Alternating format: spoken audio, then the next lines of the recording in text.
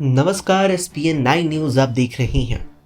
लोकसभा चुनाव जारी है और 3 चरणों का मतदान देश भर में पूरा हो चुका है। इस बीच हरियाणा में सियासी बवाल मचा हुआ है। जिस तरीके से मार्च महीने में लोकसभा सीटों के बंटवारे को लेकर भारतीय जनता पार्टी का उसके सहयोगी दल जेजेपी के साथ गठबंधन टूट गया था, उसके बाद पार्टी ने बड़ा फैसला लेते हुए मनोहर लाल खट्टर को मुख्यमंत्री पद से हटाकर नायब सिंह सैनी को प्रदेश की जिम्मेदारी सौंप दी थी। लेकिन एक बार फिर से बीजेपी के साथ इस महीने खेला हो गया। दरअसल 3 दिन पहले भारतीय जनता पार्टी के साथ 3 निर्दलीय विधायकों ने अपना समर्थन वापस लेकर कांग्रेस को दे दिया, जिसके बाद अब माना जा रहा है कि 90 विधानसभा सीटों वाली हरियाणा में भारतीय जनता पार्टी की सरकार अल्पमत में आ गई है।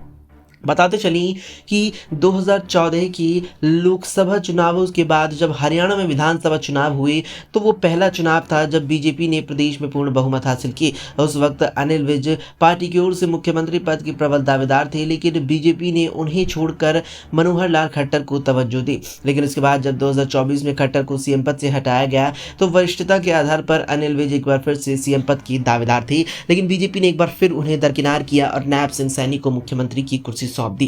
जिसके बाद बीजेपी के इस फैसले पर अनिल विज की कड़ी नाराजगी देखने को मिली और वो बीजेपी की मीटिंग छोड़ने के अलावा नायब सिंह सैनी की मंत्रिमंडल विस्तार और उनके शपथ ग्रहण समारोह में भी शामिल नहीं हुए। जिसके बाद माना जा रहा है कि जिस प्रकार से अब निर्दलीय विधायकों ने भाजपा का साथ छोड़ा है, ऐसे में अनिल विज अगर वो भी बीजेपी का साथ छोड़ते हैं तो वो दुष्यंत चौटाला को यानी जेजेपी को समर्थन दे सकते हैं।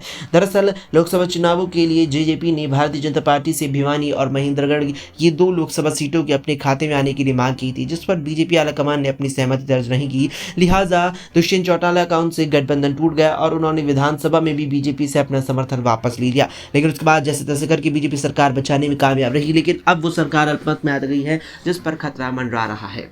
फिलहाल के लिए इतना ही। देश और दुनिया की तमाम खबरों के लिए देखते रहें एसपीएन 9 न्यूज़।